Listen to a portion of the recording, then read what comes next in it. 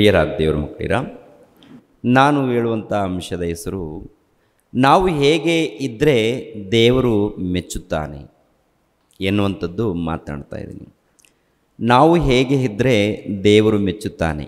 ಗಮನಿಸಬೇಕು ಪ್ರಿಯರಾದ ದೇವರ ಮಕ್ಕಳಿರ, ಈ ಮಾನವ ಸಮಾಜದಲ್ಲಿ ಸ್ತ್ರೀ ಪುರುಷರ ಮಧ್ಯದಲ್ಲಿ ನೋಡುವಾಗ ಒಂದು ಹುಡುಗಿಯನ್ನು, ಅಂದರೆ ಒಬ್ಬ ಹುಡುಗ ಹುಡುಗಿಯನ್ನು ನೋಡಬೇಕಾದ್ರೆ, ಇಷ್ಟಪಡಬೇಕಾದ್ರೆ ವರನೋಟವನ್ನು ನೋಡ್ತಾನೆ.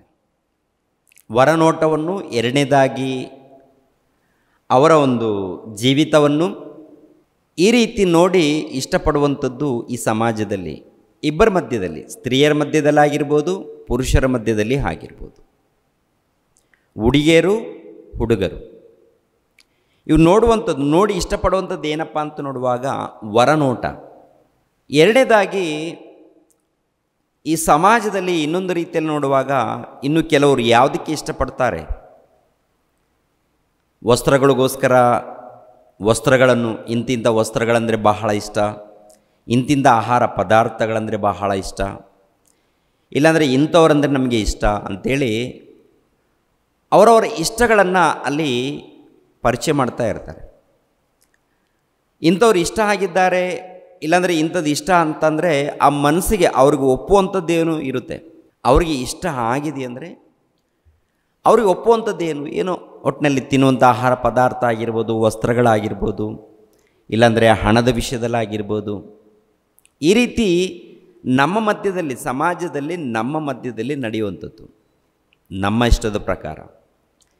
ಇವಾಗ ದೇವರು ನಮ್ಮನ್ನು ನೋಡಿ ಇಷ್ಟಪಡಬೇಕು, ನಮ್ಮನ್ನು ನೋಡಿ ಮೆಚ್ಚಬೇಕು ಅಂದರೆ ಯಾವ ರೀತಿ ಇದ್ದರೆ ದೇವರು ಮೆಚ್ಚುತ್ತಾರೆ. ಈಗಿನ ಕಾಲದಲ್ಲಿ ನೋಡಿ ಪ್ರಿಯರಾದ ದೇವರ ಮಕ್ಕಳಿರ, ಆರಾಧನೆ ಹೆಸರಿನಲ್ಲಿ ಹಾಡುಗಳು ನಡೀತಾ ಇದೆ, ದೇವರನ್ನು ಘನಪಡಿಸುವಂಥದ್ದು, ಪ್ರಾರ್ಥನೆ ಮಾಡುವಂಥದ್ದು ಎಲ್ಲ ಕಡೆ ನಡೀತಾ ಇದೆ. ಇನ್ನೂ ಕೆಲವು ಕಡೆ ಅನೇಕ ಪದ್ಧತಿಗಳಿರುತ್ತೆ, ಅನೇಕ ಪದ್ಧತಿಗಳು, ಅನೇಕ ಆಚಾರಗಳು. ನಮ್ಮ ದೇವ್ರಿಗೆ ಈ ಥರ ಅಂದರೆ ಇಷ್ಟ, ನಮ್ಮ ದೇವ್ರಿಗೆ ಈ ಥರ ಅಂದರೆ ಇಷ್ಟ, ಇವ್ರನ್ನ ಮೆಚ್ಚಿಸ್ಬೇಕು ಅಂತೇಳಿ ಅವರವರ ಪದ್ಧತಿಗಳ ಮೇಲೆ ಅವರವರ ಆಚರಣೆಗಳು ಇಲ್ಲಾಂದರೆ ಕಾರ್ಯಕ್ರಮಗಳು ಇವು ನಡೀತಾ ಇರುತ್ತೆ, ನಡೆಸ್ತಾರೆ. ಅವರು ಮೆಚ್ಚುತ್ತಾ ಇದ್ದಾರೇನು, ದೇವರಿಗೆ ಇದು ಇಷ್ಟ ಅಂತ ಹೇಳ್ಕೊಂಡು ಮಾಡ್ಕೊಂಡು ಹೋಗ್ತಾ ಇರ್ತಾರೆ. ಸಭೆಯಲ್ಲಿ ಕೂಡ ಹೀಗೆ ನಡೀತಾ ಇರುತ್ತೆ. ಅದು ದೇವರು ಇಷ್ಟಪಡ್ತಾರಾ ಇಷ್ಟಪಡಲ್ವಾ ಅನ್ನೋದನ್ನು ಅವರು ಯೋಚನೆ ಮಾಡಲ್ಲ. ಇವರು ಏನು ಅಂದ್ಕೊಂಡಿದ್ದಾರೋ ಅದು ನಡೆಸ್ತಾ ಇರ್ತಾರೆ. ಈ ಹಬ್ಬಗಳು, ಆಚಾರಗಳು, ಇಲ್ಲಾಂದರೆ ಯಾವುದು ಬೇರೆ ಬೇರೆ ಪದ್ಧತಿಗಳಿರುತ್ತಲ್ಲ, ಯಾವುದೇ ಆಗಿರ್ಬೋದು, ಇವೆಲ್ಲ ನೋಡುವಾಗ ಪ್ರಿಯರಾದ ದೇವರ ಮಕ್ಕಳಿರ, ಇದು ನಮ್ಮ ಅನಿಸಿಕೆ ಪ್ರಕಾರ, ನಾವು ಇಷ್ಟಪಟ್ಟಿರುವಂಥ ಪ್ರಕಾರ ನಾವು ನಡೆಸ್ತಾ ಇದ್ದೀವ, ಅಥವಾ ದೇವರು ಇಷ್ಟಪಡುವಂಥ ರೀತಿಯಲ್ಲಿ ನಡೀತಾ ಇದೆ ಅಂತ ನೋಡುವಾಗ ಇದು ನಾವು ಇಷ್ಟಪಡುವಂಥ ರೀತಿಯಲ್ಲಿ ನಡೆಸುವಂಥ ಕಾರ್ಯಕ್ರಮಗಳು ಎಲ್ಲ ಕಡೆ ನಡೀತಾ ಇರುತ್ತೆ. ದೇವರು ನಮ್ಮನ್ನು ಮೆಚ್ಚಬೇಕಾದ್ರೆ ಕೆಲವು ಮಾತುಗಳನ್ನು ದೇವರು ಬರೆಸಿದ್ದಾರೆ ಭಕ್ತರ ಮೂಲಕ.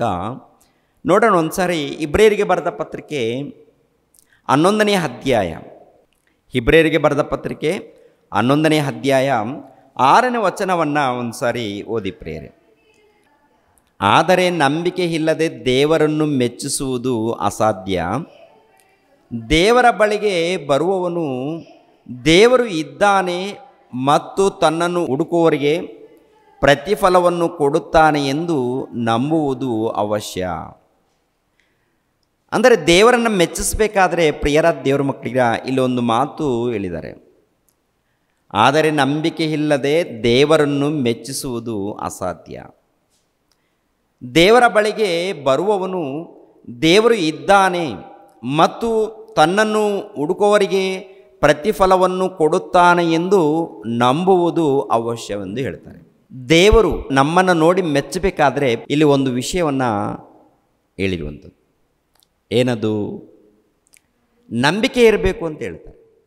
ಅಂದರೆ ನಂಬಿಕೆ ಅಂದರೆ ಏನು? ಇವಾಗ ನೋಡಿ ಸಮಾಜದಲ್ಲಿ ಈ ನಂಬಿಕೆಯನ್ನು ಯಾವ ರೀತಿ ಬಳಸ್ಕೊಂಡಿದ್ದಾರೆ, ನಂಬಿಕೆ ಎಂಬಂಥ ಪದವನ್ನು ಯಾವ ರೀತಿ ಬಳಸ್ಕೊಂಡಿದ್ದಾರೆ, ಹೇಗೆ ಬಳಸ್ಕೊಂಡಿದ್ದಾರೆ, ಹೇಗೆ ಮಾತನಾಡ್ತಾ ಇದ್ದಾರೆ ಅಂತ ನೋಡುವಾಗ, ನಾನು ಇಂಥ ದೇವರನ್ನು ನಂಬಿದ್ದೀನಿ, ನಾನು ಇಂಥ ದೇವರನ್ನು ನಂಬಿದ್ದೀನಿ ಅಂತೇಳಿ ಮಾತನಾಡ್ತಾ ಇರ್ತಾರೆ. ನಾನು ದೇವರನ್ನು ನಂಬಿದ್ದೀನಿ ಅಂತ ನಮ್ಮ ಕ್ರೈಸ್ತರಲ್ಲಿ ಕೂಡ ಏನಂತ ಹೇಳ್ತಾರೆ ಗೊತ್ತಾ? ನಾನು ದೇವರನ್ನು ನಂಬಿದ್ದೀನಿ ಅಂತ. ದೇವರನ್ನು ನಂಬಿದ್ದೀರಾ? ಯಾಕೆ ನಂಬಿದ್ದೀರಾ ದೇವರನ್ನು ಅಂತ ಕೇಳಿದ್ರೆ, ಯಾಕೆ ನಂಬಿದ್ದೀರಾ ದೇವರನ್ನು ಕೇಳಿದ್ರೆ ಅವ್ರು ಹೇಳುವಂಥ ಉತ್ತರ ಏನಪ್ಪ ಅಂತ ನೋಡುವಾಗ ಚಿಕ್ಕ ಚಿಕ್ಕ ವಿಷಯಗಳು ಹೇಳ್ಕೊಳ್ತಾರೆ. ಚಿಕ್ಕ ಚಿಕ್ಕ ವಿಷಯಗಳು ಏನಪ್ಪ ಅಂತ ನೋಡುವಾಗ ಮನೆಯಲ್ಲಿ ಸಮಸ್ಯೆಗಳು ಪರಿಹಾರ ಆಯಿತು, ರೋಗದ ವಿಷಯದಲ್ಲಿ, ಆರ್ಥಿಕ ವಿಷಯದಲ್ಲಿ ಇವೆಲ್ಲ ಸಮಸ್ಯೆಗಳಿತ್ತು, ಈ ಸಮಸ್ಯೆಗಳು ಪರಿಹಾರ ಆಯಿತು, ಅದಕ್ಕೆ ನಾನು ನಂಬಿಕೊಂಡಿದ್ದೀನಿ ಅಂತ ಹೇಳ್ತಾರೆ. ಈ ನಂಬಿಕೊಂಡಿದ್ದೀನಿ ಅಂತ ಹೇಳುವಂಥ ಪದ ಇದೆ ನೋಡಿ, ಇವರು ಹೇಳುವಂಥದ್ದು ಇದು ವಾಕ್ಯದ ಪ್ರಕಾರ ಸರಿಯಲ್ಲ. ನನ್ನ ಜೀವನದಲ್ಲಿ ಈ ಥರ ಆಯಿತು, ಅದಕ್ಕೆ ನಾನು ನಂಬಿಕೊಂಡೆ ಅನ್ನುವಂಥದ್ದು ಇದೆಯಲ್ಲ, ಇದು ದೇವರು ಮೆಚ್ಚಿಸುವಂಥ ನಂಬಿಕೆ ಮಾತ್ರ ಅಲ್ಲ, ದೇವರು ಮೆಚ್ಚುವಂಥ ನಂಬಿಕೆ ಮಾತ್ರ ಅಲ್ಲ. ಮತ್ತು ದೇವರು ಮೆಚ್ಚುವಂಥ ನಂಬಿಕೆ ನಮ್ಮಲ್ಲಿ ಇರಬೇಕಾದ್ರೆ ಹೇಗೆ ಅಂತ ನೋಡುವಾಗ, ದೇವರು ಕಣ್ಣಿಗೆ ಕಾಣಲ್ಲ, ದೇವರು ಕಣ್ಣಿಗೆ ಕಾಣಲ್ಲ, ಆ ದೇವರು ಇದ್ದಾರೆ ಅಂತ ಮೊದಲನೇದಾಗಿ ಇದ್ದಾರಂತ ನಂಬಬೇಕು. ಆ ದೇವರು ನಮ್ಮ ತಂದೆ ಎಂದು ನಂಬಬೇಕು. ದೇವರು ಕಣ್ಣಿಗೆ ಕಾಣಲ್ಲ, ಯಾರಿಗೂ ಕಾಣಲ್ಲ ಪ್ರಿಯರೇ. ಕಣ್ಣಿಗೆ ಕಾಣದೇ ಇರುವಂತಹ ದೇವರು ಇದ್ದಾರೆ ಎಂದು ನಂಬಬೇಕು. ಈ ಸಮಾಜದಲ್ಲಿ ದೇವರನ್ನು ಕುರಿತು ಅನೇಕರು ಅನೇಕ ರೀತಿಯಲ್ಲಿ ಪರಿಚಯ ಮಾಡಿದ್ದಾರೆ.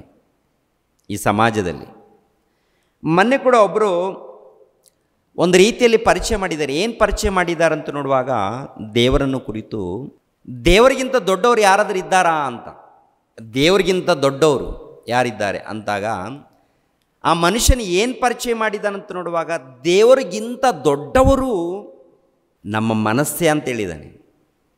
ಏನಂತ ಹೇಳಿದ್ದಾನೆ? ದೇವರಿಗಿಂತ ದೊಡ್ಡವರು ಒಬ್ಬ ಮನುಷ್ಯನಲ್ಲಿರುವಂಥ ಮನಸ್ಸೇ ದೇವರಿಗಿಂತ ದೊಡ್ಡವರು ಅಂತ ಹೇಳಿದ್ದಾರೆ. ಯಾವುದಂತೆ? ಮನುಷ್ಯರಲ್ಲಿ ಇರುವಂಥ ಮನಸ್ಸೇ ದೇವರಿಗಿಂತ ದೊಡ್ಡದಂತೆ. ಮತ್ತು ಈ ಅಪ್ಪ ಎಲ್ಲಿ ಸ್ಟಡಿ ಮಾಡಿದ್ದಾನೋ ಏನು ಮಾಡಿದ್ದಾನೋ ಮತ್ತೆ ನೋಡೋದಕ್ಕೆ ಪಂಡಿತ ಅಲ್ಲಪ್ಪ. ಏನಪ್ಪ ನೀನು ಪರಿಚಯ ಮಾಡಿದೀಯಾ? ಏನು ಪರಿಚಯ ಮಾಡ್ತಾ ಇದ್ದಾರೆ ಇವರು? ದೇವರಿಗಿಂತ ದೊಡ್ಡವರಂದರೆ ಇವಾಗ ನೀನು ಮನೆಯಲ್ಲಿ, ನಿಮ್ಮ ಮನೆಯಲ್ಲಿ ನೀವು ಏನು ನಂಬಿಕೊಂಡಿದ್ದಾರೋ ಅದರಿಗಿಂತ ದೊಡ್ಡದು ಮನಸ್ಸು ಅಂತೇಳಿ ಒಂದು ವೇಳೆ ಅಲ್ಲಿ ಪರಿಚಯ ಮಾಡಿದ್ರೆ ಪರವಾಗಿ. ದೇವರು ಅಂದಾಗ ದೇವರ ಮಾತನ್ನು ಬಳಸಿದಾಗ, ಇಲ್ಲ ದೇವರ ಹೆಸರನ್ನು ಅಂದಾಗ, ದೇವರು ಅಂತ ಹೇಳಿದಾಗ ಅವರನ್ನು ಯಾವ ರೀತಿ ಪರಿಚಯ ಮಾಡಬೇಕು, ಯಾವ ರೀತಿ ಪರಿಚಯ ಮಾಡಬೇಕಂತ ನೋಡುವಾಗ ಅದ್ಭುತವಾಗಿ ಉನ್ನತವಾಗಿ ಪರಿಚಯ ಮಾಡಬೇಕು. ಅದನ್ನು ಬಿಟ್ಟು ಒಬ್ಬ ಮನುಷ್ಯನಲ್ಲಿ ಇರುವಂಥ ಮನಸ್ಸೇ ದೇವರಿಗಿಂತ ದೊಡ್ಡದು, ಈ ಮನಸ್ಸೇ ದೊಡ್ಡದು ಅಂತೇಳಿ ಪರಿಚಯ ಮಾಡಿದ್ದಾರೆ. ಅದು ಅಲ್ಲ. ಯಾಕೆಂದರೆ ಮನುಷ್ಯನು ನಿನ್ನೆ ಮೊನ್ನೆ ಹುಟ್ಟಿದ್ದಾನೆ. ಮನುಷ್ಯನೇನಪ್ಪ ಅಂತಂದರೆ ಮೊನ್ನೆ ಹುಟ್ಟಿದ್ದಾನೆ. ಇವಾಗ ಮನುಷ್ಯನ ಆಯುಷ್ಕಾಲ ಎಷ್ಟು ಅಂತ ನೋಡುವಾಗ 50 ವರ್ಷ 60 ವರ್ಷ ಆಲ್ರೆಡಿ ಮುಗಿದೋಗುತ್ತೆ. ದೇವರು ನೋಡುವಾಗ ಯಾವಾಗಲಿಂದ ಇದ್ದಾರೆ? ದೇವರು ಯಾವಾಗಲಿಂದ ಇದ್ದಾರೆ ಅಂತ ನೋಡುವಾಗ, ಜಗತ್ತು ಉಂಟಾಗಲಾರ್ದ ಮೊದಲು ಇದ್ದವರವರು. ದೇವರು ಜಗತ್ತು ಉಂಟಾಗಲಾರ್ದ ಮೊದಲು ಇದ್ದವರು. ಜಗತ್ತು ಅವರ ಮೂಲಕ ಉಂಟಾಗಿದೆ, ಜಗತ್ತು ದೇವರ ಮೂಲಕ ಉಂಟಾಗಿದೆ, ದೇವರ ಮೂಲಕ ಸೂರ್ಯ ಚಂದ್ರ ನಕ್ಷತ್ರಗಳು ಉಂಟಾಗಿದೆ.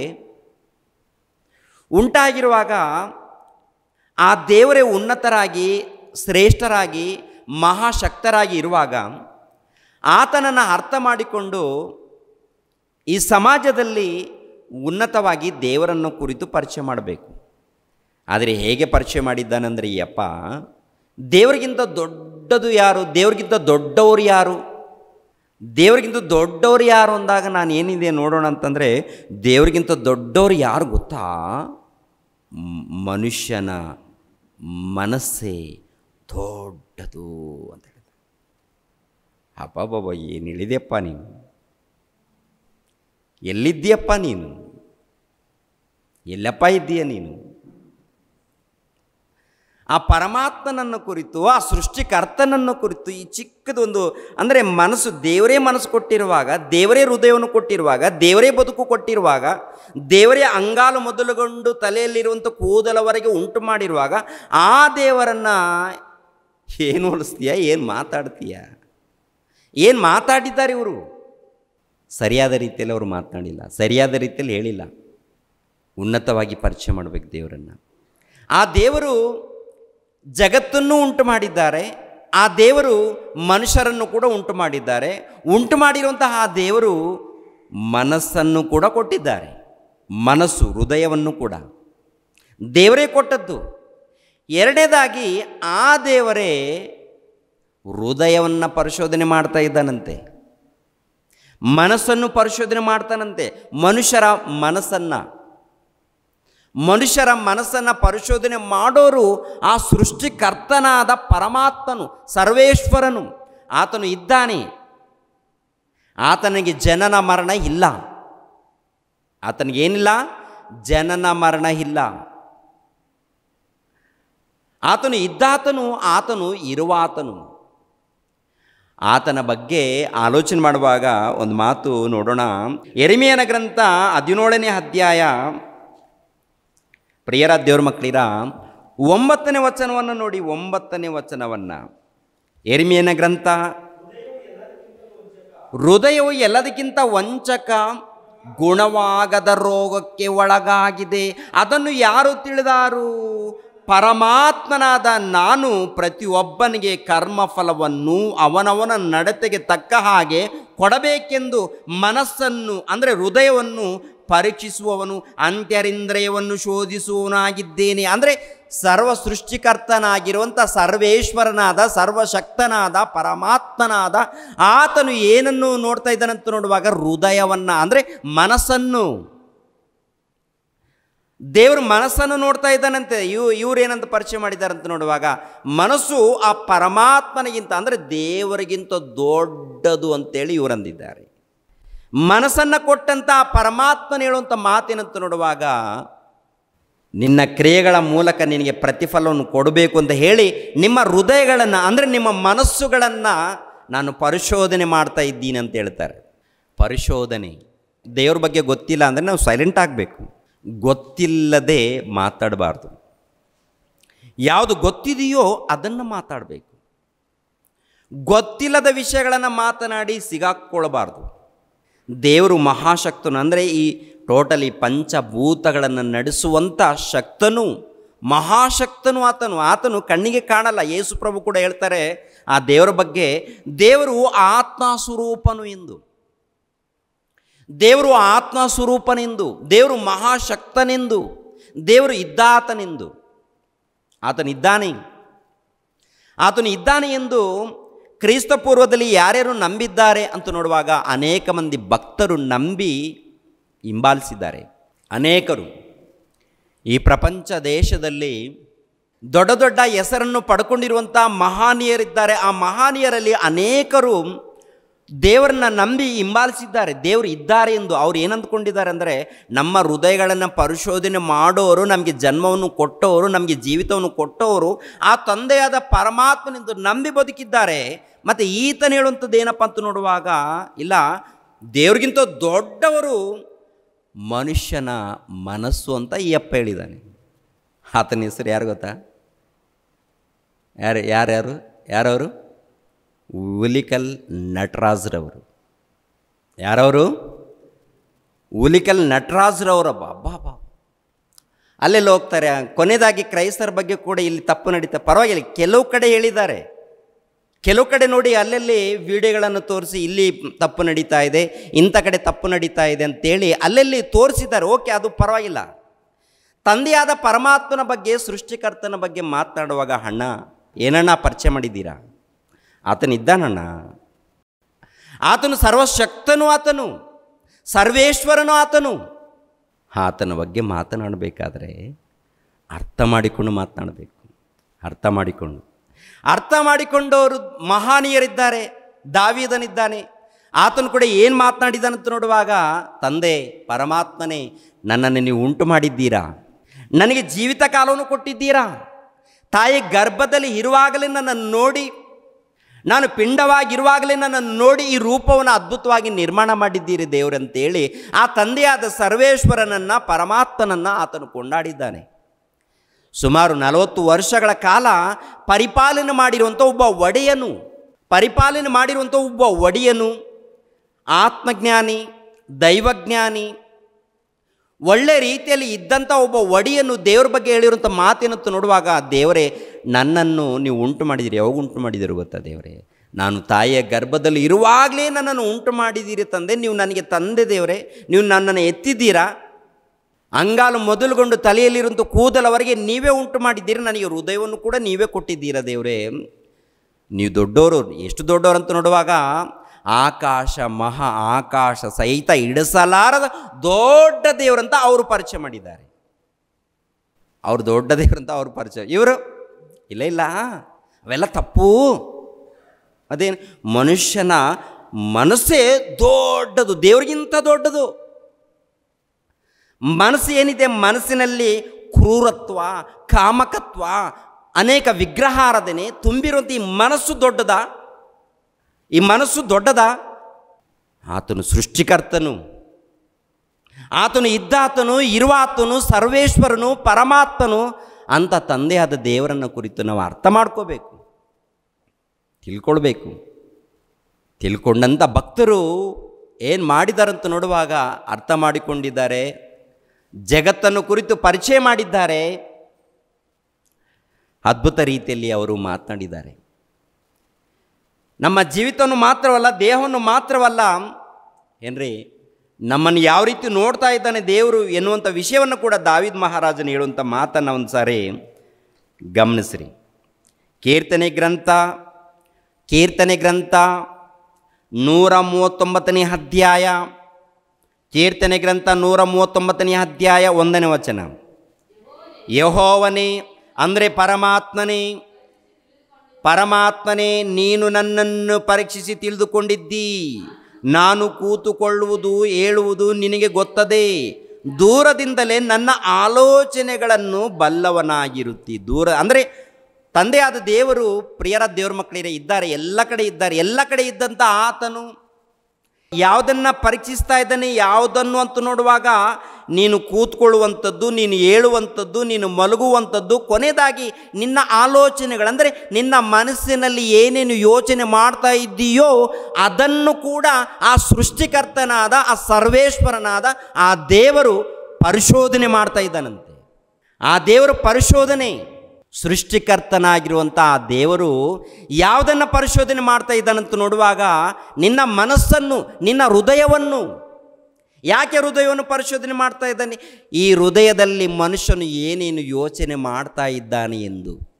ಒಳ್ಳೆ ಯೋಚನೆ ಮಾಡ್ತಾ ಇದ್ದಾನಾ, ಅಥವಾ ಕೆಟ್ಟ ಯೋಚನೆ ಮಾಡ್ತಾ ಇದ್ದಾನಾ, ಅಥವಾ ಯಾರಿಗಾದರೂ ಮೋಸ ಮಾಡಬೇಕು ಎನ್ನುವಂಥ ಯೋಚನೆದಲ್ಲಿದ್ದಾನಾ, ಎಂಥ ಯೋಚನೆಯಲ್ಲಿ ಇದ್ದಾನೆ ಎಂದು ಆ ದೇವರು ಪರಿಶೋಧನೆ ಮಾಡ್ತಾ ಇದ್ದಾನೆ. ಯಾರನ್ನ? ಟೋಟಲ್ ಭೂಲೋಕದಲ್ಲಿದ್ದಂಥ ಸರ್ವಮಾನವರನ್ನು, ಯಾರನ್ನು ಬಿಡಲ್ಲ ದೇವರು. ಎಲ್ಲರನ್ನು ಪರಿಶೋಧನೆ ಮಾಡುವಂಥ ದೇವರೇ ತಂದೆಯಾಗಿರುವಂಥ ದೇವರು. ನಾನು ಕೂತುಕೊಳ್ಳುವುದು ಹೇಳುವುದು ನಿನಗೆ ಗೊತ್ತದೆ. ದೂರದಿಂದಲೇ ನನ್ನ ಆಲೋಚನೆಗಳನ್ನು ಬಲ್ಲವನಾಗಿರುತ್ತಿ. ನಾನು ನಡೆಯುವುದನ್ನು ಮಲಗುವುದನ್ನು ಶೋಧಿಸಿ ಗ್ರಹಿಸಿಕೊಳ್ಳುತ್ತೀ. ನನ್ನ ನಡತೆಯೆಲ್ಲ ನಿನಗೆ ಗೋಚರವಾಗಿದೆ. ಯೆಹೋವನೇ, ನನ್ನ ನಾಲಿಗೆಯ ಮಾತುಗಳಲ್ಲಿ ನೀನು ಅರಿಯದೇ ಇರುವಂಥದ್ದು ಒಂದು ಇಲ್ಲ. ಸುತ್ತಲೂ ನನ್ನನ್ನು ಆವರಿಸಿ ನಿನ್ನ ಕೈಯನ್ನು ನನ್ನ ಮೇಲೆ ಇಟ್ಟಿದ್ದಿ. ಇಂಥ ಜ್ಞಾನವು ನನಗೆ ಬಹು ಆಶ್ಚರ್ಯವಾಗಿದೆ.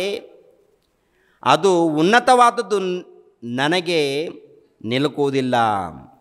ನಾನು ನಿನ್ನ ಆತ್ಮಕ್ಕೆ ತಪ್ಪಿಸಿಕೊಳ್ಳುವಂತೆ ಎಲ್ಲಿಗೆ ಹೋಗಲಿ? ನಿನ್ನ ಕಣ್ಣಿಗೆ ಮರೆಯಾಗುವಂತೆ ಎಲ್ಲಿಗೆ ಓಡಲಿ? ಮೇಲಣ ಲೋಕಕ್ಕೆ ಏರಿ ಹೋದರೆ ಅಲ್ಲಿ ನೀನಿರುತ್ತಿ. ಪಾತಾಳಕ್ಕೆ ಹೋಗಿ ಮಲಗಿಕೊಂಡೆನೆಂದರೆ ಅಲ್ಲಿಯೂ ನೀನಿರುತ್ತಿ. ಅರುಣ ರೆಕ್ಕೆಗಳನ್ನು ಕಟ್ಟಿಕೊಂಡು ಹಾರಿ ಹೋಗಿ ಸಮುದ್ರದ ಕಟ್ಟ ಕಡೆಯಲ್ಲಿ ವಾಸ ಮಾಡುವೆನೆಂದರೆ ಅಲ್ಲಿಯೂ ನಿನ್ನ ಕೈ ನನ್ನನ್ನು ನಡೆಸುವುದು.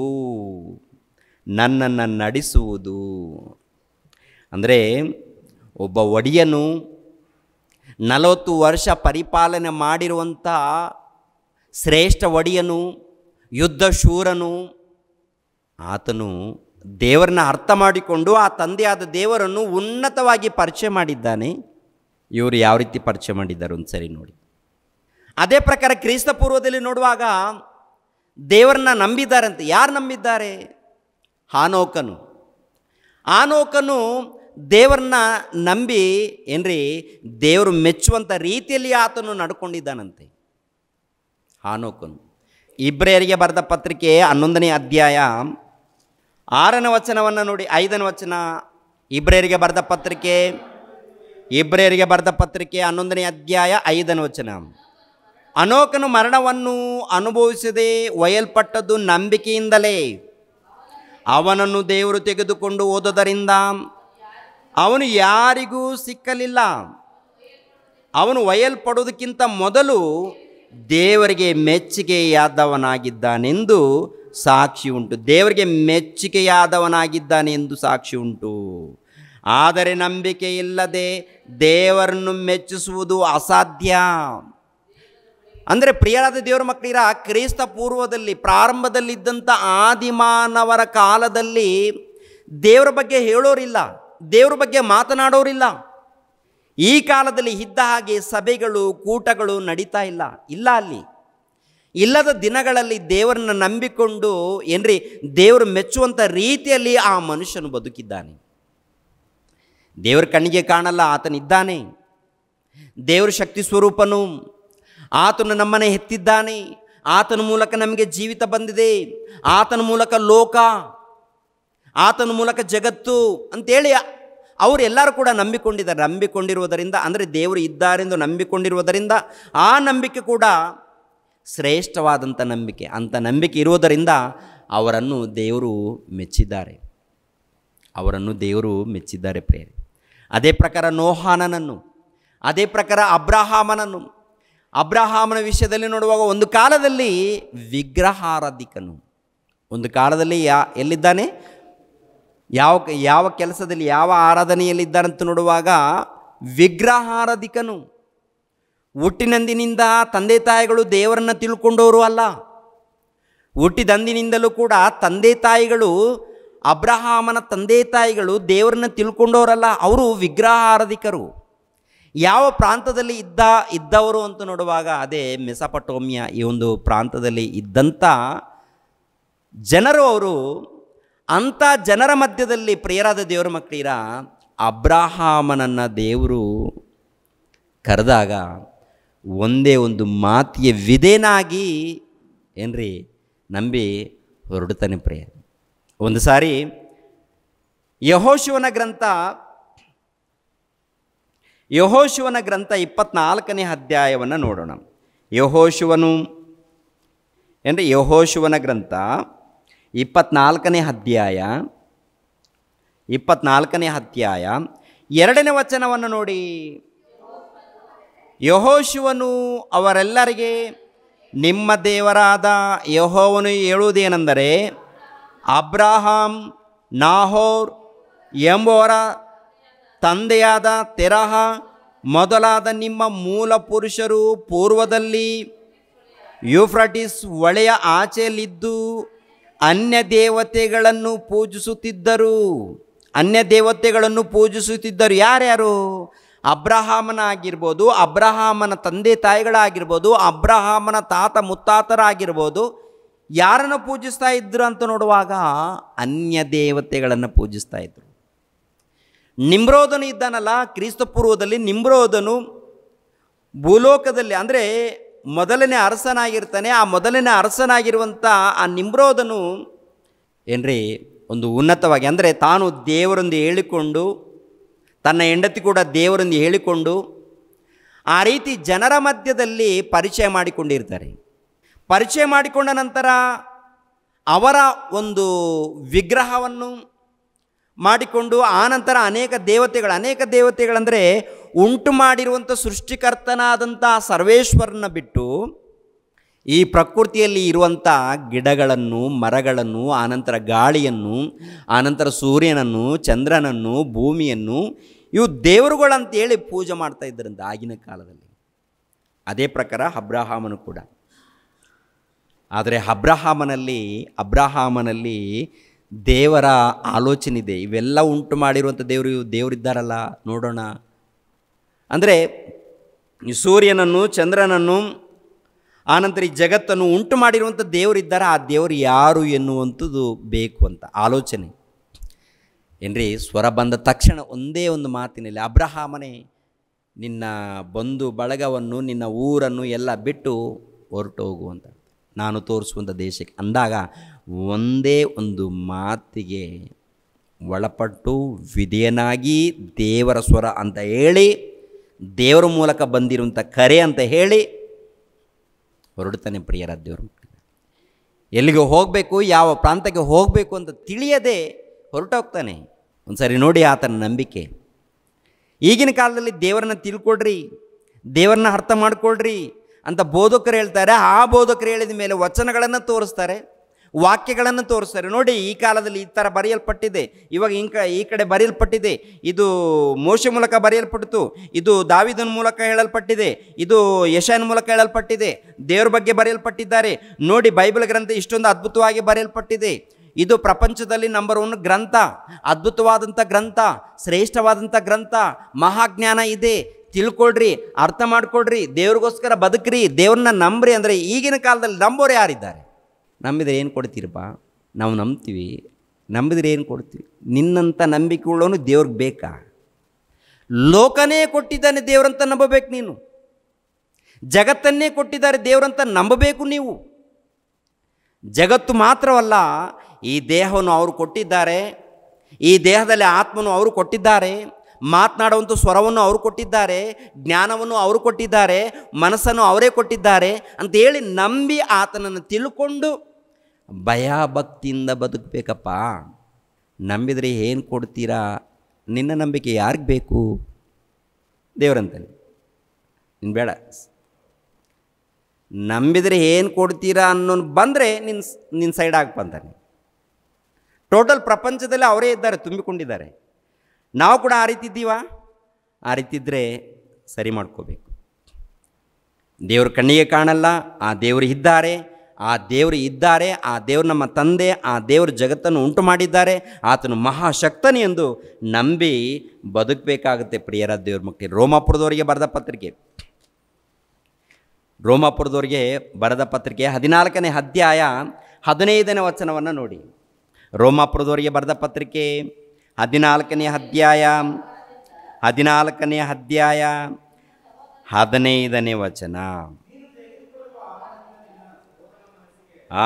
ನೀನು ತೆಗೆದುಕೊಳ್ಳುವ ಆಹಾರದಿಂದ ನಿನ್ನ ಸಹೋದರನ ಮನಸ್ಸಿಗೆ ನೋವಾದರೆ ನೀನು ಪ್ರೀತಿಗೆ ತಕ್ಕಂತೆ ಇನ್ನೂ ನಡೆಯುವವನಲ್ಲ. ಯಾವನಿಗೋಸ್ಕರ ಕ್ರಿಸ್ತನು ಪ್ರಾಣ ಕೊಟ್ಟನೋ ಅವನನ್ನು ನಿನಗೆ ಇಷ್ಟವಾದ ಆಹಾರದ ನಿಮಿತ್ತ ಕೆಡಿಸಬಾರದು.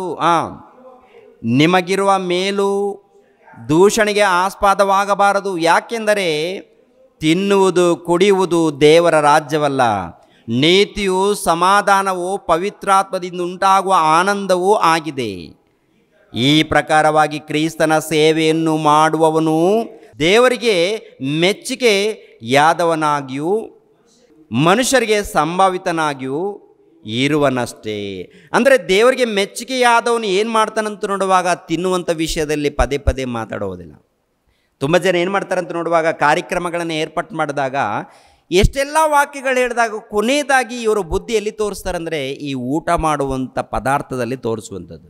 ಊಟದಲ್ಲಿ ಕೆಲವರು ಇರ್ತಾರೆ, ಏನು ಮಾಡ್ತಾರಂದರೆ ಊಟ ಮಾಡುವಂಥ ಇದರಲ್ಲಿ ಗಲಾಟೆಗೆ ಯಾವಾಗಪ್ಪ ಅಂತಂದು ನೋಡುವಾಗ ನಾನು ಒಂದು ಸರಿ ಅನುಭವಿಸಿದ್ದೀನಿ. ಹೇಗಂತ ನೋಡುವಾಗ 2007ರಲ್ಲಿ ಒಂದು ಅದ್ಭುತವಾದಂಥ ಮೀಟಿಂಗ್ ಏರ್ಪಾಟ್ ಮಾಡಿದೆ. 7ರಲ್ಲೋ 8ರಲ್ಲೋ ಎಲ್ಲಿ ಸುನೀಲ್ ಕುಮಾರ್ ಅಂತ ಇರ್ತಾರೆ, ಮಿಸ್ಬಾ ತೆಲುಗು ಚರ್ಚ್ನಲ್ಲಿ ಒಂದು ಅದ್ಭುತವಾದಂಥ ಮೀಟಿಂಗ್ ಏರ್ಪಾಟ್ ಮಾಡಿದ್ದೆ. ಆನಂತರ ಜೈಶಾಲಿರವರನ್ನು ಬೆಂಗಳೂರು ಪಟ್ಟಣಕ್ಕೆ ಕರೆಸಬೇಕು ಅಂತ ಹೇಳಿ ಪ್ಲಾನ್ ಮಾಡಿಕೊಂಡು ಎಲ್ಲರನ್ನ ಕರೆಸಿದ್ದೀವಿ. ಕರೆಸಿದ ಮೇಲೆ ಮುಖ್ಯ ವಾಕ್ಯೋಪದೇಶಕರು ಬಂದು ಯಾರಪ್ಪ ಸುನೀಲ್ ಕುಮಾರ್ನ ಕರೆಸಿದ್ದೀವಿ. ಕರೆಸಿದಾಗ ಎಲ್ಲರೂ ಬಂದರು, ಅದ್ಭುತವಾಗಿ ಮೀಟಿಂಗ್ ನಡೀತು. ವಾಕ್ಯ ನೋಡಿದ್ರೆ ಅದ್ಭುತವಾಗಿ ಹೇಳಿದ್ರು. ಅಲ್ಲಿ ಊಟದ ವಿಷಯದಲ್ಲಿ ಏನಾಯ್ತಪ್ಪ ಅಂತ ನೋಡುವಾಗ ನಾನು 300 ಜನಕ್ಕೆ ಊಟಕ್ಕೆ ಆರ್ಡ್ರ್ ಕೊಟ್ಟರೆ ಅವನೇನು ಮಾಡಿದ್ದಾನೆ, ಅಡುಗೆ ರೆಡಿ ಮಾಡ್ಕೊಂಡು ಬರಬೇಕಲ್ಲ, ಅವನೇನು ಮಾಡಿದ್ದಾನೆ ಅಂತ ನೋಡುವಾಗ ಕಡಿಮೆ ಕ್ವಾಂಟಿಟಿ ಕಡಿಮೆ ತೊಗೊಂಡು ಬಂದಿದ್ದಾನೆ. ಇದು ನೋಡುವಾಗ ಆಲ್ರೆಡಿ 150-200 ಜನಕ್ಕೆ ಬಳಸ್ಬಿಟ್ಟಿದ್ದಾನೆ, ಖಾಲಿ ಆಯಿತು. ಇವಾಗ ಊಟ ಇಲ್ಲ, ಸ್ವಲ್ಪ ಉಳ್ಕೊಂಡಿದೆ. ಈ ಸ್ವಲ್ಪ ಉಳ್ಕೊಂಡಾಗ ನನಗೂ ಕ್ಯೂ ಅಲ್ಲಿ ಪ್ರಿಯರೇ ನಾನು ಹೇಳ್ತಾ ಇದ್ದೀನಿ, ಅಣ್ಣ ಒಂದು ಅರ್ಧ ಗಂಟೆ ಟೈಮ್ ಕೊಡ್ರಿ, ಒಂದು ಅರ್ಧ ಗಂಟೆ ಟೈಮ್ ಕೊಡ್ರಿ, ಬರುತ್ತೆ, ಅರ್ಧ ಗಂಟೆ ಅಷ್ಟೇ ಅಂತ ಏನು ಹೇಳಿದ್ರು ಕೂಡ ನಾನು ಬಾಯಿ ಬಡ್ಕೊಳ್ತಾ ಇದ್ದೀನಿ. ಆ ಊಟದಗೋಸ್ಕರ ಕಕೃತಿ. ಏನು ಮಾಡಬೇಕು, ಏನು ಮಾಡಬೇಕು ಪ್ರಿಯರೇ? ಮತ್ತು ದೈವ ಸೇವಕರು ಇಷ್ಟೆಲ್ಲ ವಾಕ್ಯ ಹೇಳಿದ್ರೆ ಅದೆಲ್ಲ ಗಾಳಿಗೆ ಹೋಯ್ತಾ? ಎಲ್ಲ ಗಾಳಿಗೆ ಹೋಯ್ತು. ಏನು ಕೇಳಿದ್ದಾರೆ? ಏನೂ ಇಲ್ಲ. ಈ ಕಡೆ ಕೇಳಿದ್ದಾರೆ, ಈ ಕಡೆ ಬಿಟ್ಟಿದ್ದಾರೆ. ಈ ಲೋಕದಲ್ಲಿ ಎಲ್ಲರೂ ಕೂಡ ಹೇಗಿದ್ದಾರೆ ಅಂತ ನೋಡುವಾಗ ದೇವ್ರ ಬಗ್ಗೆ ಏನೂ ಅರ್ಥ ಮಾಡಿಕೊಂಡಿಲ್ಲ. ದೇವರು ನಮ್ಮನ್ನು ಕಾಪಾಡುವತನು, ದೇವರು ನಮ್ಮನ್ನು ನಡೆಸಬೇಕು, ದೇವರು ನಮಗೆ ಯಾವ ಕಷ್ಟ ಇರಬಾರ್ದು. ಅಲ್ಲಪ್ಪ, ನಿನಗೆ ಬದುಕು ಕೊಟ್ಟದ್ದು ಆತನಲ್ಲಪ್ಪ, ನಿನಗೆ ಜೀವಿತ ಕೊಟ್ಟದ್ದು ಆತನೇ ಅಲ್ಲಪ್ಪ, ನಿನಗೆ ಕೈಗಳನ್ನು ಕಾಲುಗಳನ್ನು ಅದ್ಭುತವಾಗಿ ಆಕಾರ ಕೊಟ್ಟಿದ್ದೆ ಆತನಾಗಿರುವಾಗ ಆತನ ಬಗ್ಗೆ ಅರ್ಥ ಮಾಡಿಕೊಳ್ಳೋದು ಬಿಟ್ಟು ಮತ್ತೆ ಏನು ಕೊಟ್ಟರೆ ಏನೋ ಉದ್ಧಾರ ಮಾಡಿದ್ರೇ ನಂಬ್ತೀನಿ ಅಂದರೆ ನೀನೆಂಥ ನಂಬಿಕೆ, ನಿಂದೆಂಥ ನಂಬಿಕಪ್ಪ? ಸರಿಯಾದ ನಂಬಿಕೆ ಅಲ್ಲ ಅದು, ಸರಿಯಾದ ನಂಬಿಕೆ ಅಲ್ಲ. ಈ ಊಟದ್ದು ಅದ್ರದ್ದು ಇದು ದೇವರ ರಾಜ್ಯಕ್ಕೆ ಸಂಬಂಧಪಟ್ಟಲ್ಲ. ಇದು ದೇವರ ರಾಜ್ಯದಲ್ಲಿ ಈ ಥರ ಕಿರಿಕಿರಿ ಇರೋದಿಲ್ಲ. ದೇವರ ರಾಜ್ಯದಲ್ಲಿ ಏನಪ್ಪ ಅಂತ ನೋಡುವಾಗ ಇಲ್ಲಿ ನೋಡಿ ಗಮನಿಸ್ರಿ, ನೀತಿಯು ಸಮಾಧಾನವು ಪವಿತ್ರಾತ್ಮದಿಂದ ಆನಂದವೂ ಆಗಿದೆ. ಈ ಪ್ರಕಾರವಾಗಿ ಕ್ರೈಸ್ತನ ಸೇವೆಯನ್ನು ಮಾಡುವವನು ದೇವರಿಗೆ ಮೆಚ್ಚುಗೆಯಾಗಿದ್ದಾನೆ. ದೇವರಿಗೆ ಮೆಚ್ಚುಗೆಯಾಗಿದ್ದಾನೆ. ನೀತಿ ಇರಬೇಕು, ಭಕ್ತಿ ಇರಬೇಕು, ನಂಬಿಕೆ ಇರಬೇಕು. ಹಾಗಿದ್ದರೆ ದೇವರಿಗೆ ಮೆಚ್ಚುಗೆಯಾಗುವಂಥ ಭಕ್ತರು. ಅಬ್ರಹಾಮನಲ್ಲಿ, ಇಲ್ಲಾಂದರೆ ದಾವೀದನಲ್ಲಿ, ಇಲ್ಲಾಂದರೆ ಮೋಶೆಯಲ್ಲಿ, ಇವರೆಲ್ಲರನ್ನು ನೋಡುವಾಗ ನೀತಿ, ಭಕ್ತಿ, ನಂಬಿಕೆ ಇವೆಲ್ಲ ಇದೆ ಅವರಲ್ಲಿ ಇರುವುದರಿಂದ ದೇವರ ಮೂಲಕ ಒಳ್ಳೆಯ ಹೆಸರನ್ನು ಪಡ್ಕೊಂಡಿದ್ದಾರೆ. ಅವರನ್ನು ಮೆಚ್ಚಿದ್ದಾರೆ, ದೇವರು ಅವರನ್ನು ಮೆಚ್ಚಿದ್ದಾರೆ. ಮತ್ತು ನಿನ್ನನ್ನು ನನ್ನನ್ನು ದೇವರು ಮೆಚ್ಚುತ್ತಾನ? ಅಮ್ಮ, ನಿಮ್ಮನ್ನು ನಮ್ಮನ್ನು ದೇವರು ಮೆಚ್ಚುತ್ತಾನ? ಅವರಲ್ಲಿರುವಂಥ ಗುಣಗಳಿದ್ದರೆ ಅವರ ಹಾಗೆ ನಾವು ಭಕ್ತಿಯಲ್ಲಿ ನಡ್ಕೊಂಡ್ರೆ, ಅವರ ಹಾಗೆ ಒಳಪಟ್ಟು ವಿಧೇಯರಾಗಿ ನಡ್ಕೊಂಡ್ರೆ ಖಂಡಿತವಾಗಿ ದೇವರು ನಮ್ಮನ್ನು ಮೆಚ್ಚುತ್ತಾನೆ. ಖಂಡಿತವಾಗಿ ದೇವರು ನಮ್ಮನ್ನು ಮೆಚ್ಚುತ್ತಾನೆ. ಅವರ ಹಾಗೆ ಇಲ್ಲದೆ ಬೇರೆ ಬೇರೆ ಆಲೋಚನೆಯಲ್ಲಿದ್ದರೆ ಏನಂತ ಇದನ್ನು ಕೊನೆಯದಾಗಿ ಇನ್ನೊಂದು ವಚನವನ್ನು ನೋಡಿ ನಾನು ಮುಗಿಸ್ತೀನಿ. ಕೀರ್ತನೆ ಗ್ರಂಥ 101, ಕೀರ್ತನೆ ಗ್ರಂಥ 101 5ನೇ ವಚನದಿಂದ ನೋಡೋಣ ಪ್ರಿಯರೇ. ಕೀರ್ತನೆ ಗ್ರಂಥ 101ನೇ ಅಧ್ಯಾಯ 5ನೇ ವಚನದಿಂದ, ಗುಪ್ತದಲ್ಲಿ ನೆರೆಯವನ ಮೇಲೆ ಚಾಡಿ ಹೇಳುವವರನ್ನು ಸಂಹರಿಸುತ್ತೇನೆ, ಕೊಂದಾಕುತ್ತೇನೆ. ಅಮ್ಮ, ಈ ಮಾತನ್ನು ಹೇಳಿದ ತಕ್ಷಣ ನಾವು ದೇವರ ಹತ್ರ ಬಂದು, ದೇವರೇ ನನ್ನ ತಪ್ಪಾಯಿತು ದೇವರೇ, ನಾನು ವಿಧೇಯನಾಗ್ತೀನಿ ದೇವರೇ, ಇನ್ನೊಬ್ಬರ ಬಗ್ಗೆ ಮಾತಾಡಲ್ಲ ದೇವರೇ, ನಾನು ಭಕ್ತಿಯಿಂದ ನಡೀತೀನಿ ದೇವರೇ ಅಂತೇಳಿ ಈ ರೀತಿ ಸೆಟ್ ಆಗಬೇಕಾ? ಅಥವಾ ಪದೇ ಪದೇ ಪದೇ ಪದೇ ಲೋಕದ ರೀತಿಯಲ್ಲಿ ಹೋಗಬೇಕಾ? ನಾವು ಏನಾಗಬೇಕು ಗೊತ್ತಾ? ಸೆಟ್ ಆಗಬೇಕು. ಈ ಮಾತು ಸುಳ್ಳಂತೀರಾ? ಈ ಮಾತು ಸುಳ್ಳಾಗುತ್ತಾ? ಅಂದರೆ ದೇವರು ಹೇಳುವಂಥ ಮಾತೇನಂತ ನೋಡುವಾಗ ನಿಮ್ಮನ್ನು ಸಂಹರಿಸುವೆನು ಅಂದರೆ ಕೊಂದಾಕ್ತೀನಿ ಅಂತ ಹೇಳ್ತಾನೆ ದೇವರು. ಕೊಂದಾಕುತ್ತೇನಂತ ಹೇಳ್ತಾನೆ ದೇವರು. ಕೊಂದಾಕುತ್ತೇನಂತ ಹೇಳುವಾಗ ಒಂದು ಸಾರಿ ನೋಡಿ ಪ್ರೇರಿ, ಇನ್ನೊಂದು 2ನೇ ವಿಷಯ ನೋಡಿ ಒಂದು ಸಾರಿ. ಸೊಕ್ಕಿನ ಕಣ್ಣು, ಒಬ್ಬಿದ ಮನಸ್ಸು ಉಳ್ಳವರನ್ನು ಸಹಿಸುವುದಿಲ್ಲ. ಸೊಕ್ಕಿನ ಕಣ್ಣುಗಳಿದ್ದರೆ ನಾನು ಸಹಿಸಲ್ಲ. ಉಬ್ಬಿದ ಮನಸ್ಸು ಅಂದರೆ ಮನಸ್ಸಿರಲಿ, ತಗ್ಗಿಸ್ಕೊಂಡಿರಲಿ. ದೇವರ ವಿಷಯದಲ್ಲಿ ಮಾತನಾಡುವಾಗ ನೋಡಿ ಮಾತನಾಡಬೇಕು, ಇಲ್ಲದ್ದು ಸಲ್ಲದು ಮಾತನಾಡಬಾರ್ದು. ದೇವರ ವಿಷಯದಲ್ಲಿ ಮಾತನಾಡುವಾಗ ಆಲೋಚನೆ ಮಾಡಿ ಮಾತನಾಡಬೇಕು. ಆಮೇಲೆ ವಾಕ್ಯದ ಪ್ರಕಾರ ಮಾತನಾಡಬೇಕು, ನೋಡಿ ಮಾತನಾಡಬೇಕು. ದೇವರ ವಿಷಯದಲ್ಲಿನೇ ಏನ್ರಿ ಅದು ಇಲ್ಲದ ಸಲ್ಲದ ಬೋಧನೆನ ದೇವರ ವಿಷಯದಲ್ಲೇ ಬರುತ್ತೆ ರೀ, ಯಾರ ವಿಷಯದಲ್ಲಿ ಇರಲ್ಲ. ದೇವ್ರ ವಿಷಯದಲ್ಲಿ ಮಾತ್ರ ದೊಡ್ಡ ಲೀಸ್ಟ್ ಇರುತ್ತೆ. ದೇವರಂತ ಮಾತು ನೋಡಿ, ಸೊಕ್ಕಿನ ಕಣ್ಣು ಉಬ್ಬಿದ ಮನಸ್ಸು ಉಳ್ಳವನನ್ನು ಸಹಿಸುವುದಿಲ್ಲ. ಏನ್ರಿ, ದೇಶದಲ್ಲಿರುವ ನಂಬಿಗಸ್ತರನ್ನು ಆರಿಸಿಕೊಳ್ಳುವೆನು, ಅವರೇ ನನ್ನ ಸನ್ನಿಧಿಯಲ್ಲಿ ವಾಸಿಸಬೇಕು. ಅಂದರೆ ನನ್ನ ಬಳಿಯಲ್ಲಿ, ನನ್ನ ಸನ್ನಿಧಿಯಲ್ಲಿ, ನನ್ನ ಬಳಿಯಲ್ಲಿ ಯಾರು ವಾಸಿಸಬೇಕಂತೆ? ನಂಬಿಗಸ್ತರು, ಚಾಡಿ ಹೇಳುವವರು, ಸೊಕ್ಕಿನ ಕಣ್ಣು ಉಳ್ಳವರು, ಅಹಂಕಾರಿಗಳು ನನ್ನ ಸನ್ನಿಧಿಗೆ ಬರೋದಿಲ್ಲ ಅಂತ ಹೇಳ್ತಾರೆ. ಅಂದರೆ ನನ್ನ ಸನ್ನಿಧಿ ಅಂದರೆ ನನ್ನ ಲೀಸ್ಟಲ್ಲಿ ಅವರಿಲ್ಲ, ನನ್ನ ಲೀಸ್ಟಲ್ಲಿ ಅವರಿಲ್ಲ. ಏನು ಮಾಡಬೇಕು? ತಂದೆ, ನಾನು ನಿನ್ನ ಮಗನು ತಂದೆ, ನಾನು ನಿನ್ನ ಮಗಳು ತಂದೆ. ತಂದೆ, ನೀವು ಮೆಚ್ಚುವಂಥ ರೀತಿಯಲ್ಲಿ ನಾನು ಜೀವಿಸ್ತೀನಿ, ನೀವು ಮೆಚ್ಚುವಂಥ ರೀತಿಯಲ್ಲಿ ನಾನು ನಡ್ಕೊಳ್ತೀನಿ, ನೀವು ಮೆಚ್ಚುವ ಹಾಗೆ ನನ್ನ ಬದುಕು ನೀವು ಮೆಚ್ಚುವ ಹಾಗೆಯೇ ನನ್ನ ಬದುಕು ಅಂತ ಒಳ್ಳೆಯ ಮನಸ್ಸು ನಮ್ಮಲ್ಲಿ ಬರಬೇಕು. ನಾವು ಬುದ್ಧಿವಂತರಾಗಬೇಕು, ಜ್ಞಾನವಂತರಾಗಬೇಕು, ವಿವೇಕಿಗಳಾಗಬೇಕು, ದೇವರ ಪ್ರೀತಿಯನ್ನು ಸಾರೋರಾಗಿರಬೇಕು. ಆದರೆ ಗರ್ವ, ಸೊಕ್ಕು ಇವೆಲ್ಲ ಇರ್ಕೂಡ್ದು, ಹೊಟ್ಟೆ ಕಿಚ್ಚು ಇದೆಲ್ಲ ಇರ್ಕೂಡ್ದು ಅಂತ ಹೇಳ್ತಾರೆ. ಆದರೆ ನಡೆಯೋದೇ ಅದು ಹೌದಲ್ವ? ಸ್ವಲ್ಪ ಜ್ಞಾನ ತಿಳ್ಕೊಂಡ್ರೆ ಅವ್ರು ಯಾವ ರೀತಿ ಇರ್ತಾರೆ ಪ್ರೇರೆ? ನಾನೇ ದೊಡ್ಡ ಜ್ಞಾನಿ ಅಂತ ಹೇಳ್ಕೊಳ್ತಾ ಇರ್ತಾರೆ. ಅವ್ರನ್ನ ಯಾರು ಕೂಡ ತಡೆಯೋಕ್ಕಾಗಲ್ಲ. ಅವರನ್ನು ಯಾರು ಕೂಡ ತಡೆಯೋಕ್ಕಾಗಲ್ಲ. ನಾನೇ ದೊಡ್ಡ ಜ್ಞಾನಿ ಅಂತ ಹೇಳ್ಕೊಳ್ತಾರೆ.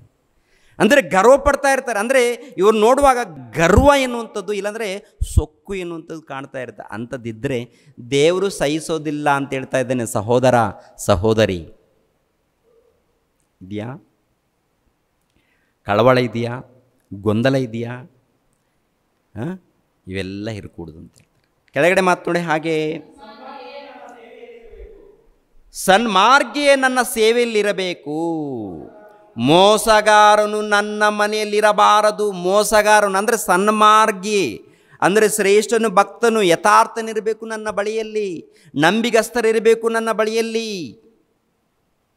ಮತ್ತು ತುಂಬ ಜನ ಏನ್ರಿ ಸೊಕ್ಕಿನವರು, ಚಾಡಿ ಹೇಳೋರು ಇದ್ದಾರಲ್ಲ, ತುಂಬ ಜನ ಅಲ್ಲೆಲ್ಲ ಸೇವೆ ಮಾಡ್ತಾ ಇರ್ತಾರೆ, ಬೋಧನೆ. ಅಂದರೆ ಅವರು ದೇವರ ದೃಷ್ಟಿಯಲ್ಲಿ ಇಲ್ಲ ಅಂತ ಪ್ರಿಯರೇ. ಯಾರಿಲ್ಲ? ಒಂದು ವೇಳೆ ಹೊರಗಡೆ ಹೋಗಿ ವಾಕ್ಯ ಹೇಳ್ಬೋದು, ಇಲ್ಲ ಬೋಧನೆ ಮಾಡ್ಬೋದು, ಇಲ್ಲ ಏನೇನೋ ಹೇಳ್ಕೊಬೋದು. ಆದರೆ ದೇವರ ದೃಷ್ಟಿಯಲ್ಲಿ ಇಲ್ಲ ಅವರು. ದೇವರ ದೃಷ್ಟಿಯಲ್ಲಿ ಇರೋದಿಲ್ಲ ಅವರು. ದೇವರ ದೃಷ್ಟಿಯಲ್ಲಿ ಇರಬೇಕಾದರೆ ಸನ್ಮಾರ್ಗಿಗಳು, ಸತ್ಯವಂತರಾಗಿರಬೇಕು, ನೀತಿವಂತರಾಗಿರಬೇಕು, ಭಕ್ತರಾಗಿರಬೇಕು. ಏನ್ರಿ ಆ ನೀತಿ, ಭಕ್ತಿ, ನಂಬಿಕೆ ಇದು ಸಂಪೂರ್ಣವಾಗಿದ್ದಾಗ ಎಷ್ಟು ಅದ್ಭುತವಾಗಿರುತ್ತೆ. ಅದನ್ನು ಅನುಭವಿಸ್ಬೇಕು.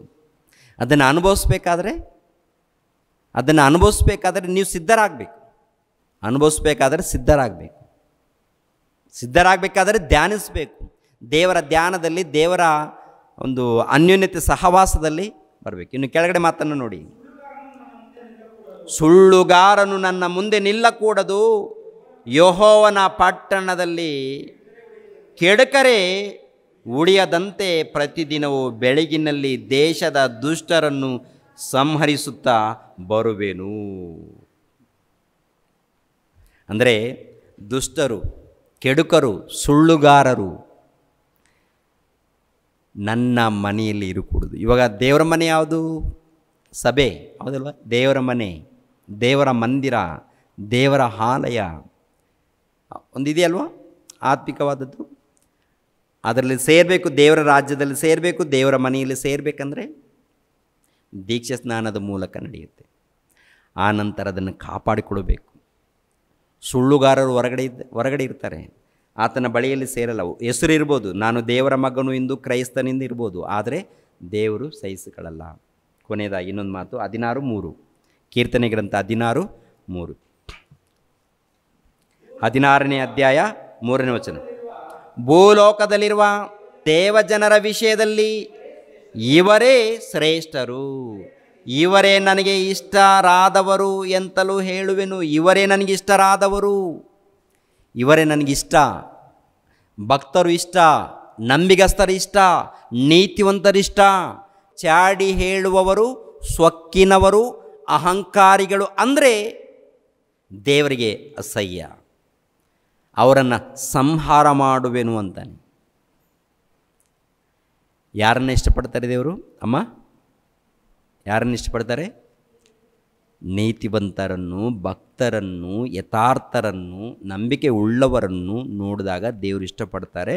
ಅವರ ಜೊತೆಯಲ್ಲಿ ದೇವರಿದ್ದು ನಡೆಸ್ತಾರೆ. ಒಂದು ವೇಳೆ ಕಷ್ಟ ಇದ್ದರೂ, ಶೋಧನೆಗಳಿದ್ದರೂ ಬರ್ಬೋದು. ಕಷ್ಟ ಬರುತ್ತೆ, ಶೋಧನೆಗಳು ಬರುತ್ತೆ, ಹಿಂಸೆ ಬರುತ್ತೆ, ಸುಖ ಇರುತ್ತೆ.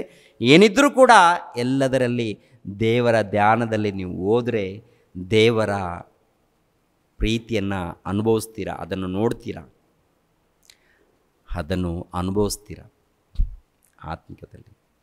ಆದ್ದರಿಂದ ಪ್ರಿಯರಾದ ದೇವರ ಮಕ್ಕಳಿರ, ನಾವು ದೇವರನ್ನು ಮೆಚ್ಚಿಸುವಂಥ ಮಕ್ಕಳಾಗೋಣ. ಏನ್ರಿ, ನಾವು ಹೇಗೆ ಇದ್ದರೆ ದೇವರು ಮೆಚ್ಚುತ್ತಾನೆ ಹೇಳಿ? ಹೇಗೆ ಇದ್ದರೆ ದೇವರು ಇಷ್ಟಪಡ್ತಾರೆ? ಈ ವಾಕ್ಯದ ಪ್ರಕಾರ ಹೀಗಿದ್ದರೇ ದೇವರು ಇಷ್ಟಪಡ್ತಾರೆ. ಆದ್ದರಿಂದ ನಿಮ್ಮನ್ನು ನೀವು ನೋಡ್ಕೊಳ್ಳಿ, ನಮ್ಮನ್ನು ನಾವು ಪರಿಶೋಧನೆ ಮಾಡಿಕೊಳ್ಳೋಣ. ಒಂದು ವೇಳೆ ದೇವರು ದುಃಖ ಪಡುವಂಥದ್ದು ಏನಾದರೂ ಕಾರ್ಯಕ್ರಮಗಳು ನಮ್ಮಲ್ಲಿದ್ದರೆ ವಾಕ್ಯದ ಮೂಲಕ ಅದನ್ನು ತೊಲಗಿಸಿ ಮತ್ತೆ ವಾಕ್ಯದಲ್ಲಿ ನಾವು ಅಭಿವೃದ್ಧಿಯಾಗೋಣ.